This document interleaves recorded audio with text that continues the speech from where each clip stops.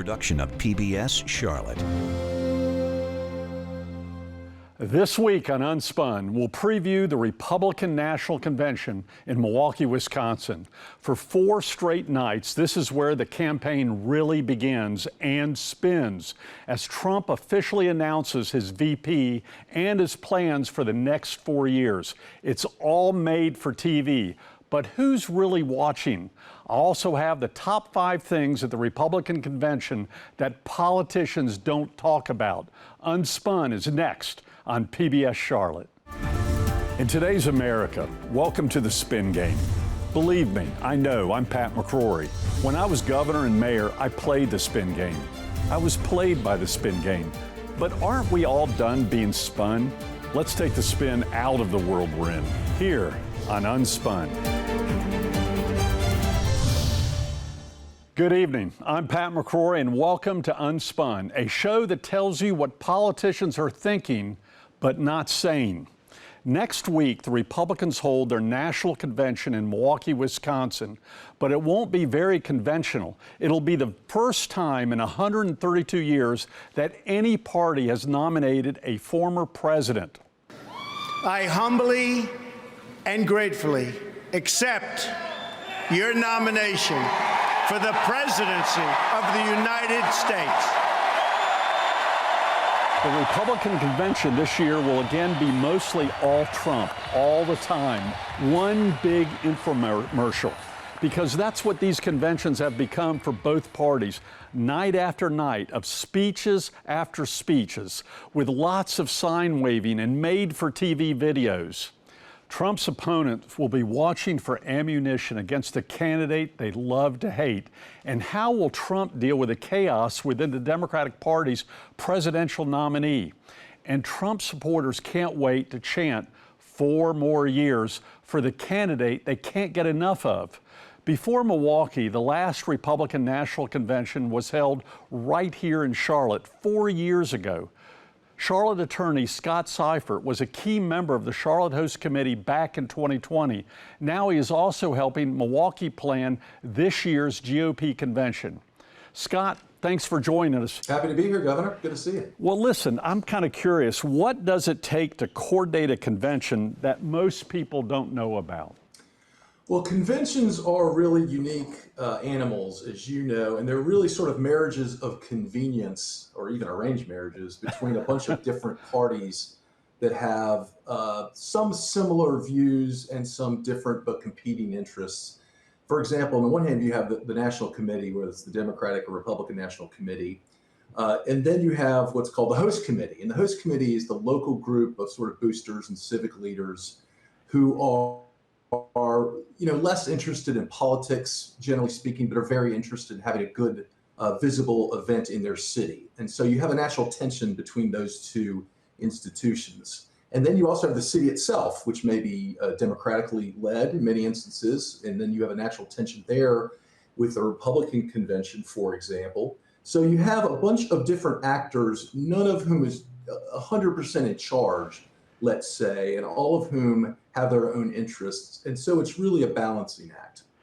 I'm already confused. So how do all these entities raise money, and who do you raise money from? And are you competing against each other with the same donors? Yeah, a lot of times you are. So the principal 2 fundraising sort of buckets are, you have the political money that the candidate and the convention, the RNC or the DNC, is raising through their national political sources, let's say. But then you have, an example of Charlotte in 2020, you have all the sort of major institutions in the city that are raising money.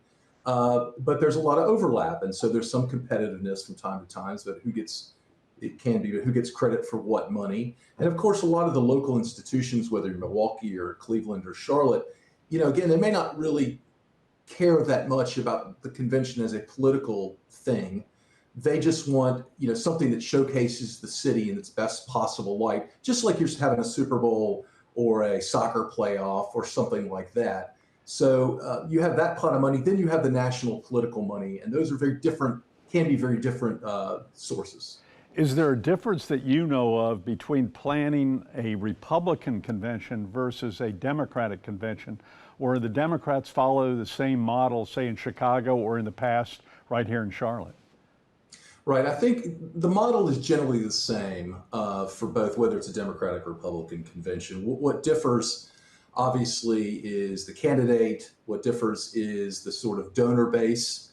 And what differs is the sort of the cycle you're in. You may have a very up cycle, as you had with President Obama in 2012, where raising money was less of a problem and you had no contention among the party.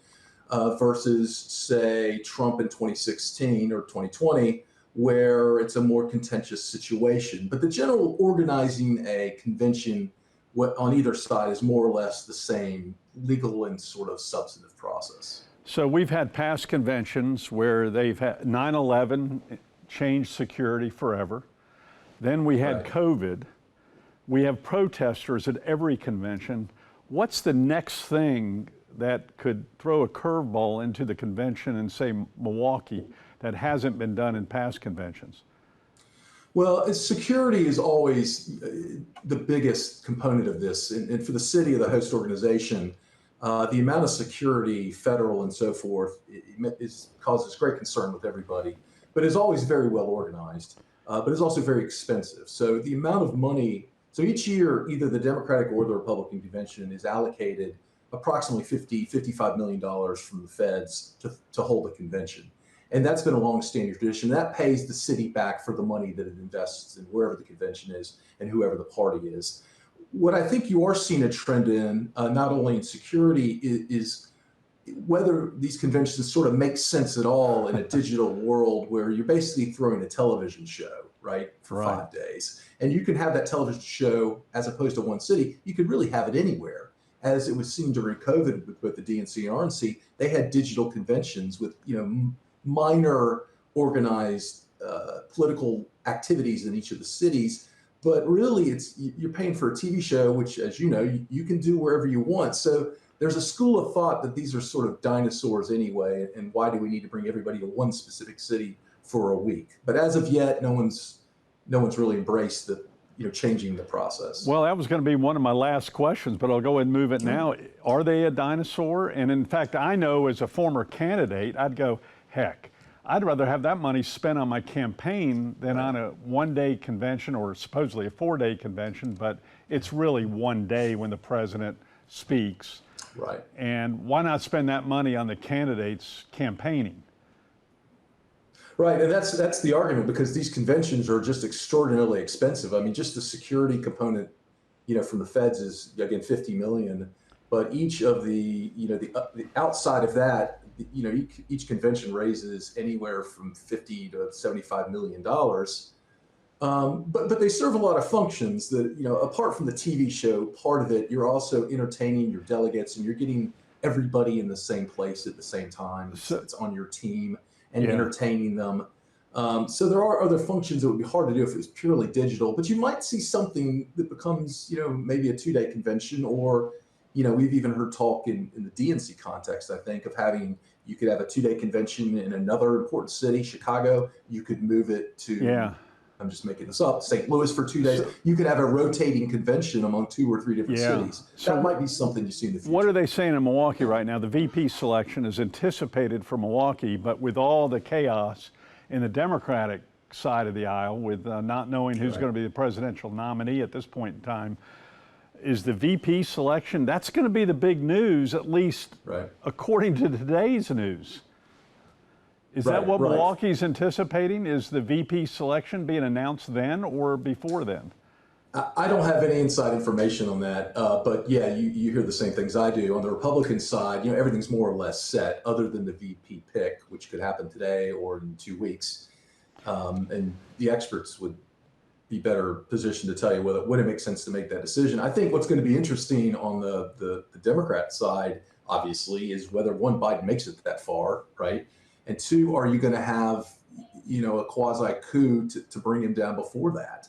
I mean, that's going to be the one to watch. I think the RNC is going to be so well organized, planned, and so forth, as these things are, scripted, that while it's a great television show, there shouldn't be anything that sends it off the rails. But that's not the case with the Democrats in Chicago. That could be gold TV. Final questions for the Republican convention. Celebrities, which everyone wants to see, all the delegates want to meet a celebrity. Right. Former politicians, would Bush come? Nikki Haley apparently hasn't been invited. Right. Do you know of any of the politics? Did you have to deal with any of those politics in Charlotte in the past? Of who comes, who doesn't get to come, who gets to speak, who doesn't get to speak? Everyone wants to speak.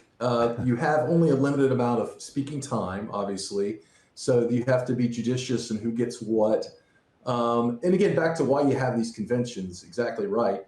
Everyone wants to see the celebrities. Everyone wants to meet, the candidates. And for a lot of these delegates, especially in sort of, not the marquee states, they don't get chances to do this very often. Yeah. And these are unpaid delegate jobs for grassroots people that spend, as you know, years working on campaigns with not a lot of reward. And so this is the payback for these folks. Yeah. And so it'd be very hard to get rid of these conventions, because this is what you live to see in politics. It's the big show, right? The big show. Scott Seifert, thanks for helping both conventions that have come to Charlotte, and I'm sure Milwaukee appreciates you too. Take care now, friend. Good to see you. Thank you. It's time now for PBS Charlotte's Jeff Sonnier to take Unspun on the street to hear what you're thinking about next week's Republican National Convention.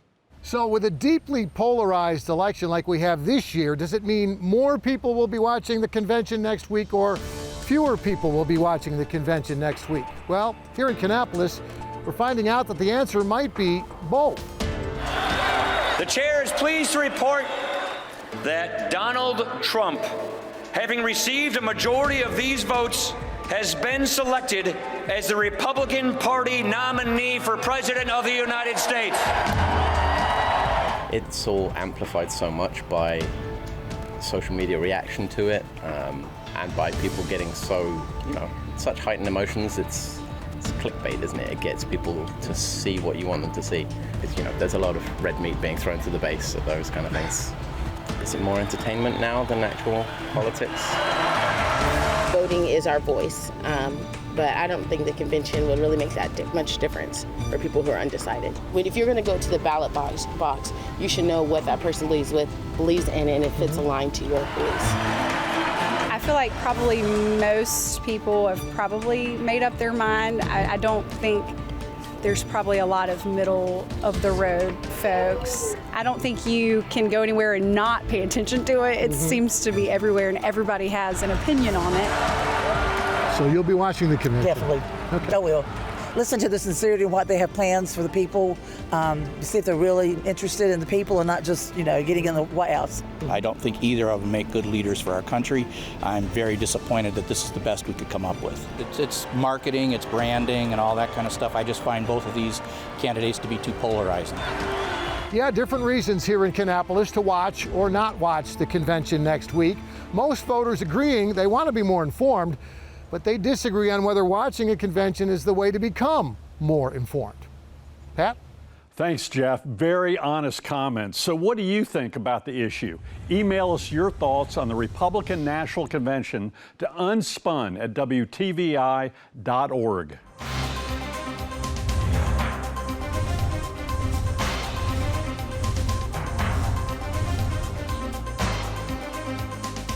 Tonight on our Unspun Countdown, we've got the top 5 things that politicians won't tell you about the Republican convention. Let's start out with number 5. Number 5, most candidates wish the convention money was spent on their own campaigns. You heard Scott Seifert say $50 million to hold a convention. While you've got candidates running for Senate and House and governor scraping for every dollar they can to get on TV, and yet we're spending $50 million for a 4-day convention that maybe no one's watching. The politicians are really saying that behind the scenes. Number 4, most politicians consider attending a convention a waste of time. The fact of the matter is that's true. There are no voters that they need in Milwaukee coming up. The voters they need are in their state. For example, those running for Attorney General or Governor or Congress, their voters are in North Carolina. They're not in Milwaukee, and it costs them a lot of campaign money to fly up there, stay in hotels, spend money on food, when they should be doing that right there, right here in our own state. It's a waste of time and a waste of money for almost all the politicians, unless they're getting prime time on TV, which they're not going to get. Number 3, this is what the politicians need to know. The media only covers about, 10% of what happens, and that's going to be the president's speech, that's going to be the VP's speech, and maybe one other. All the rest of the time, the talking heads for MSNBC, CNN, Fox, and the major networks are going to be talking to themselves because the rest of the convention is rather boring, and they'll lose viewers if they show any of that stuff. Number 2, no one at the convention pays attention to 90% of the speakers. Believe me, I know, I'm going to be talking about this later on in the show, but most of the convention, the hall is empty. People are going to restaurants, people are looking at bands, people are enjoying the camaraderie with each other. They're not paying attention to C-list speakers, which make no difference in the presidential election. And number 1, the delegates fighting over who announces the state votes is really the biggest fight on the convention floor, at least for the Republicans this year. The Democrat convention might be quite different, but there's actually internal politics in each delegation, North Carolina, Virginia, Florida, you name it, on who gets to make that final announcement on saying, North Carolina submits its delegates to President Trump. And that person wants to get on TV. Well, so do all the candidates, so do some of the hardworking convention volunteers, so does the chairman of the party. So they have an internal discussion, who gets that 1 minute on TV that no one's really watching anyway.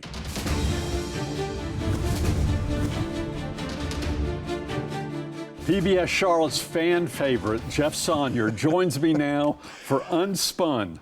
One-on-one. No, that's not true, and that will be subject to a fact check. Favorite. That was my first spin of the day. Yeah, no one's buying it either, okay? You know how this works. We take the questions from this week's topic and also from the headlines. I ask them, and you answer them. Here's question number 1. So the Republicans are expecting to have full attention on their candidate, their platform next week, but just take a look at this week's headlines. Joe Biden's defiant delusion, pushing Biden out, Biden's decline, Mr. President, time to pass the torch, Biden's blind spot, dropping Biden won't help. When all this attention is being paid right now to President Biden, does that detract from the attention that the Republicans will receive next week? Absolutely, and the Republicans might like that. They only want their attention on the final night on President Trump's speech and on his VP selection. But there's a chance he could hold off on that too. We don't know, but we've never seen anything like this in American history. And I'll say this from a personal opinion. I've been a mayor and a governor in the executive branch, and nothing like president, but in those 2 jobs as mayor and governor, you have to be on 24 hours a day. You can't have a moment because of emergencies and because of crisis. You can if you're a U.S. senator, but not someone in the executive branch. So the Democrats have a very difficult decision to make. Well, let me just follow up. You know, that debate was supposedly too early in the process to make a big difference. This is the kind of thing that doesn't go away, though, isn't it? No, the debate was not a 24-hour news stories. This is going to go on forever because it verified what some of the publicity was against Biden for the last 2 years. And there were Wall Street Journal articles, there were New York Times articles. In the last just 4 weeks, the Democrats and the White House denied it. People saw it with their own eyes. It's actually very sad in many ways. No matter what political stripe you are, I hate to see it with any individual in any job. Yeah. We'll talk about that more in a couple of weeks when we preview the Democratic convention, but let's talk about the VP. You mentioned it a moment ago. Behind the scenes, what's factoring into that decision right now, if the decision hasn't already been made? What are the factors that are going to weigh in favor of one candidate versus another? Well, in the past history, it was what state are they from? What region of the country are they from? Because they're looking for other states. I think in this case, because Trump is such a unique candidate, he's looking for someone who won't overshadow him, someone he can trust, and someone who meets his 2 or 3 litmus tests from the last election. And but I won't be surprised if we get a curveball. because of the uncertainty of what's happened with the Democrats. And if they go with the current Vice President, Kamala Harris, that could change his opinion on who he wants to reach out to. Yeah, that's what I wondered. Would they second guess whatever decision they might have already made because of that debate, because of the idea of number two man being the next president in the minds of so many voters now? Well, first of all, you said they made. Yeah. This is a Trump decision Really? all by himself. And I'm sure his family's given input. Chris Lasavitas, his campaign manager, has given input. Top Republican leaders are giving input. But I think it's going to be solely on Donald Trump. And knowing him like I did, it could change at any moment. Right. Now, we saw the platform by the Republicans released just a few days ago. 16 pages, a lot shorter than most of what we've seen in the past. Usually these are complicated, long-winded documents. Yeah. Anything in that platform you think that's specifically aimed at anyone at home who's not made up their mind yet in this election? Two things stood out. One is the moderation on abortion. There's no doubt that the abortion issue has hurt the Republicans and hurt Donald Trump, and also hurt our North Carolina gubernatorial candidate in the Republican Party. So they've moderated no federal stoppage of abortions in the Republican platform, which has probably impacted some people's feelings on the far right, but they're going to vote for Trump no matter what. The second one was interesting. No tax on tips. Who's that appeal to? Las Vegas, Nevada. Nevada could be a swing state, could swing the election one way or the other. He lost Las Vegas big time with the unions there. A lot of union workers who work at the casinos. He's going after them right now. The customer service employees who survive on tips. And he's going, I'm not going to tax your tips. Very interesting political move. Does having the Republican convention in Wisconsin also maybe persuade voters in a swing state? Wisconsin's supposed to be one of those swing states. Well, again, in the old days, it'd make a difference. You'd go, let's do it in a state that could be a swing state. There's no doubt Wisconsin is a swing state. It used to be a Democratic state all the way for presidential elections. Now, right now, it's almost dead even. So the convention could make a difference for the Republicans.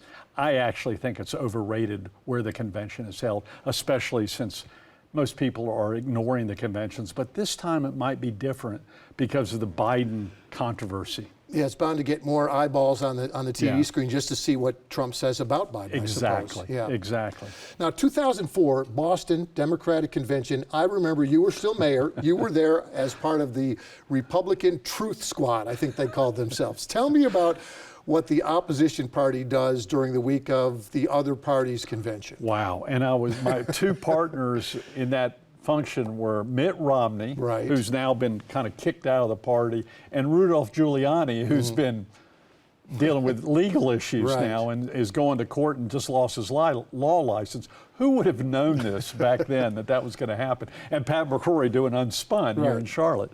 Each party at each convention is allowed a team of people to work against the propaganda being shown at each convention and to get on CNN, MSNBC, Fox, you name it. They're going to get on every radio show throughout the nation. So I spent my whole time picking up the phone and being coordinated with Republican strategists. Okay, we want you to do a radio show in Minneapolis. Now do one in San Diego. And you were just on the whole time. And what you're doing is giving the Republican spin. And the Democrats are going to be doing this next week in Milwaukee. Yeah. And I remember being in some of those interview rooms, and I was the only reporter there. Is it another example of talking to an audience that really doesn't exist out there in television? Well, you can tell who the A people are. I was probably a C or D person. I did a lot of radio at that time. No one knew who I was, and they were asking for Romney and Giuliani a lot. So they were getting the big network. I was getting local radio everywhere throughout the nation. But it's an important role. It's going to be interesting who the Democratic operatives will be in Milwaukee. going against, and their whole message will be against Trump.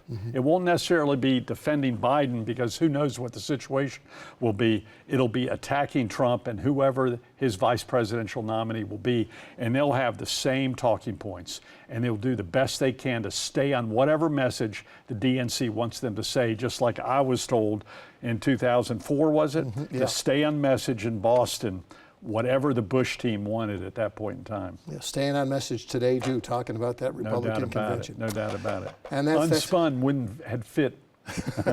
They wouldn't like that, because we don't stay on message. We tell it like it is and what people are thinking, but not necessarily saying. And that's this week's Unspun One-on-One.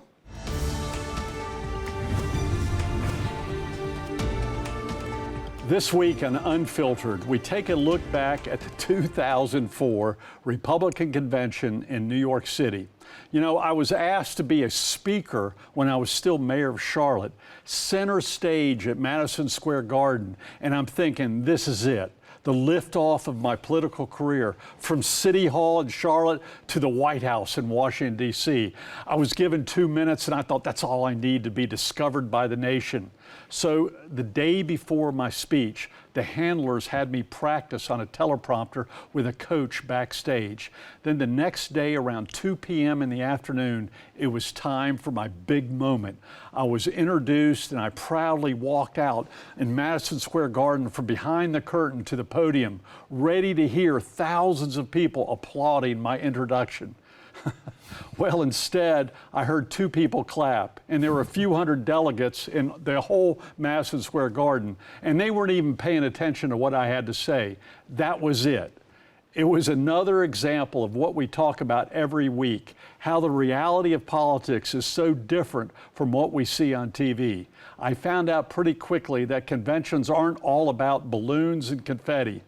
But ironically, my convention speech did eventually become some kind of famous, because years later it was used in a campaign commercial against me by the Democrats when I ran for governor in 2008. Well, that's the reality of political conventions as I see it. Thanks for joining us, and I hope you'll come back next week as we explore the politics of big business. Why do they get involved in campaigns, and why do they get involved in controversial issues? And what happens when there's backlash from the public?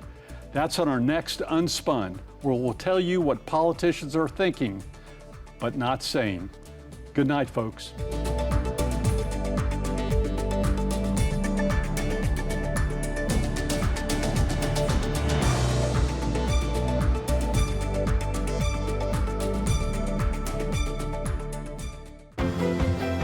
Production of PBS Charlotte.